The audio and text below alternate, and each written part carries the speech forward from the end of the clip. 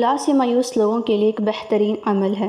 مایوسی کفر ہے، تو اس لیے مایوسی کو چھوڑیں اور اللہ پاک کے کلام کو تھام لیں۔ اللہ پاک کے حکم سے 3 دن کے اندر ہی آپ کو اولاد کی خوشخبری نصیب ہوگی۔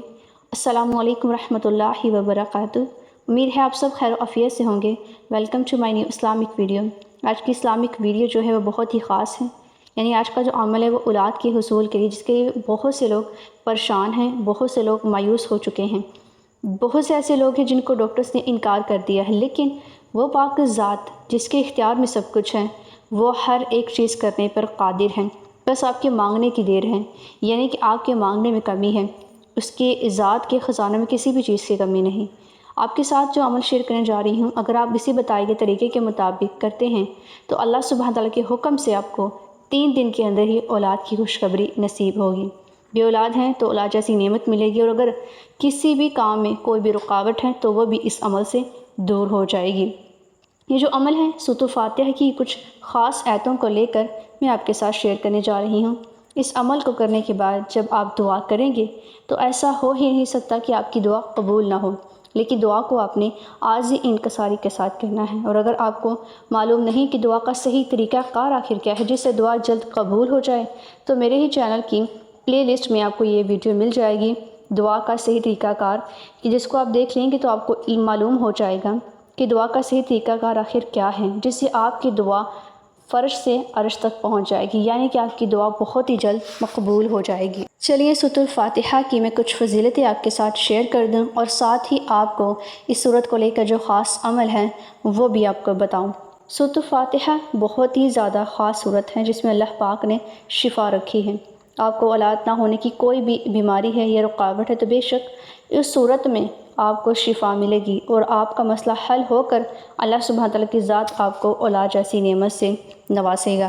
شفا کا مطلب ہی یہی ہے کہ آپ کو کوئی بھی بیماری ہے، کوئی بھی ایسی چیز ہے، رکاوٹیں ہیں، پریشانی ہے، تو بے شک وہ اس چھوٹی سی صورت سے حل ہو جائے گی۔ سورۃ الفاتحہ کی بہت سی فضیلتیں ہیں۔ یہ سورۃ الفاتحہ اللہ پاک سے براہ راست گفتگو کرنے کا احساس دلاتی ہے۔ اس میں بندے کی حمد اور نیاز مندی کا اظہار کیا جاتا ہے، اور اس میں ہدایت کی دعا کی جاتی ہے جو ہر مسلمان کی زندگی کی ایک بنیادی چیز کہلاتی ہے، جیسے کہ اہدنا الصراط المستقیم، یعنی کہ انسان کو صحیح راستے پہ چلنے کی ترغیب دیتی ہے، کیونکہ حدیث پاک میں بھی ہے کہ اللہ پاک کی ذات نے اس سورت کو سب سے عظیم سورت قرار دیا ہے، اور بعض روایات کے مطابق تو جو شخص اس سورت کو باکثرتاً پڑھے گا اسے جنت میں خاص مقام عطا کیا جائے گا۔ قیامت کے دن ہی یہ سورت یعنی کہ سورۃ الفاتحہ اپنے پڑھنے والوں کے لیے شفاعت کرے گی، جو کہ ایک عظیم نعمت کہلائے گی۔ اس سورت کو پڑھنے کا بہت ہی زیادہ ثواب بھی ملتا ہے، اور یہ گناہوں کی مغفرت کرنے کا ذریعہ بن سکتی ہے۔ یہ تمام تر جو خصوصیات ہیں سورۃ الفاتحہ کو ایک اہم اور خاص مقام عطا کرتی ہے، جو ہر مسلمان کی روزمرہ کی زندگی میں عبادات کا حصہ ہے۔ اس سورت کو پڑھ کر جو کچھ بھی مانگا جائے تو اللہ پاک اس بندے کو ضرور عطا کرتی ہے۔ قرآن پاک کا آغاز بھی اسی سورت یعنی کہ سورۃ الفاتحہ سے ہوتا ہے۔ قرآن پاک کا جو مکمل نچوڑ ہے وہ اسی سورت یعنی کہ سورۃ الفاتحہ میں رکھا گیا ہے۔ تو اس لیے آپ نے کامل یقین عقیدے کے ساتھ اس عمل کو کرنا ہے، اور عقیدے کے ساتھ ہی آپ نے اس پاک ذات سے دعا کو مانگنا ہے، کیونکہ وہ ذات تو انتظار میں ہے کہ کب میرا بندہ مجھ سے دعا مانگے اور میں اس کو عطا کروں۔ تو اس لیے کچھ ایسے طریقے بھی ہیں، کچھ ایسی صورتیں بھی بتائی گئی ہیں جو کہ پڑھ کر انسان دعا مانگے تو وہ فوری قبول ہو جاتی ہے، ٹھیک ہے۔ اور ان صورتوں میں سب سے خاص صورت سورۃ الفاتحہ بھی کہلاتی ہے۔ اس صورت کو پڑھ کر جو بھی دعا کی جائے تو وہ رد نہیں ہوتی، یعنی کہ یہ یقین آپ نے اپنے اندر لازماً رکھنا ہے کہ اللہ سبحانہ تعالیٰ کے کلام میں اور اس کی ذات پر یقین رکھنے سے کسی بھی چیز میں انسان کو کمی نہیں آتی۔ تو اس لیے کامل یقین عقیدے کے ساتھ آپ نے اس عمل کو سننے کے بعد کرنا ہے۔ آپ کے ساتھ اب اس عمل کو لے کر میں جو عمل طریقہ کار ہے وہ شیئر کرنے جا رہی ہوں، تو اس عمل کو مکمل آپ نے توجہ کے ساتھ ملاحظہ کرنا ہے، اور اس کے بعد اسی عمل کے مطابق آپ نے اس عمل کو آج ہی سے شروع کر لینا ہے۔ آپ نے اس عمل کو عشاء کی نماز کے بعد کرنا ہے۔ نماز عشاء ادا کرنے کے بعد اسی جگہ بیٹھ جانا ہے، اور اس کے بعد آپ نے 2 رکعت نوافل ادا کرنے ہیں حاجت کی نیت سے۔ آپ نے جب یہ نفل ادا کرنے ہیں، یعنی کہ اس ادا کرتے ہوئے نوافل میں آپ نے اپنے مقصد کو، اپنی دعا کو، اپنی خواہش کو اپنے ذہن اور دل میں لازماً رکھنا ہے اور اسی مطابق آپ نے اپنے دل میں اس خیال کو لانا ہے، یعنی کہ جو خواہش، جو مقصد آپ کا ہے، جس پریشانی کو لے کر آپ یہ نوافل ادا کر رہے ہیں، جیسے آپ یہ نوافل ادا کر لیں گی تو پاس ہی آپ نے ایک پانی کا گلاس رکھنا ہے اور پھر بسم اللہ کے ساتھ آپ نے اس عمل کو سٹارٹ کر دینا ہے۔ تو سب سے پہلے آپ نے درود پاک کو پڑھنا ہے، اس کے بعد آپ نے 33 مرتبہ یعنی کہ 33 ٹائم آپ نے اس لفظ کو پڑھنا ہے، استغفر اللہ، استغفر اللہ۔ استغفار اس لیے کیونکہ وہ گناہ جو آپ سے ہو گئے ہیں اور ان گناہوں کی وجہ سے آپ کی دعاؤں میں رکاوٹ بن رہی ہیں، وہ گناہ چاہے آپ کے انجانے سے ہوئے ہیں یا جان کر ہوئے ہیں، صغیرہ ہیں چاہے کبیرہ ہیں، ان سب گناہوں کی آپ نے معافی طلب کرنی ہے۔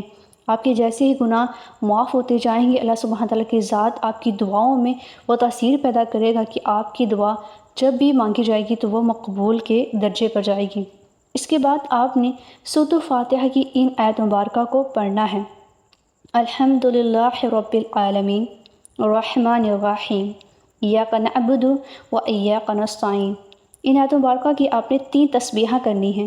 3 تسبیحوں سے مراد ہے 300 مرتبہ آپ نے ان آیت مبارکہ کو پڑھنا ہے۔ پھر آخر میں آپ نے درود پاک کو پڑھنا ہے، وہی درود پاک جو آپ نے سٹارٹ میں پڑھا ہے۔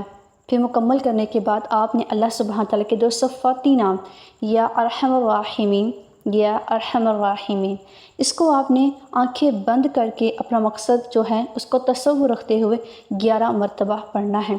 پھر آپ نے خشوع خضوع کے ساتھ، عاجز انکساری کے ساتھ دعائیں کرنی ہیں۔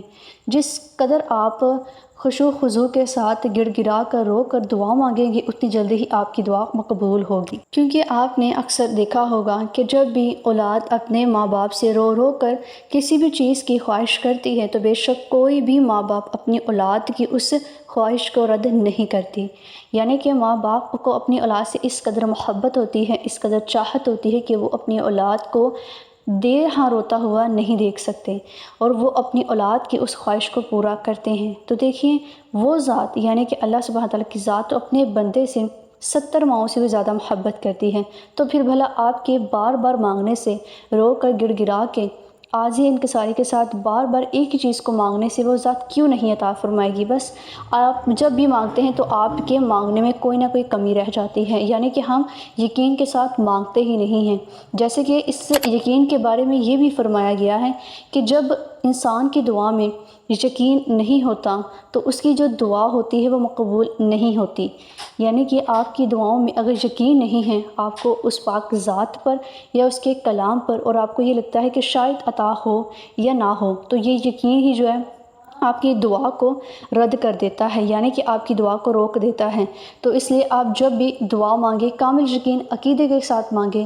جو لوگ بھی بے اولاد ہیں ان سب کے ساتھ آپ نے اس دعا کو، اس وظیفے کو صدقہ جاریہ سمجھ کر شیئر کرنا ہے اور کمنٹ میں اپنی قیمتی رائے کا اظہار لازماً کیجیے۔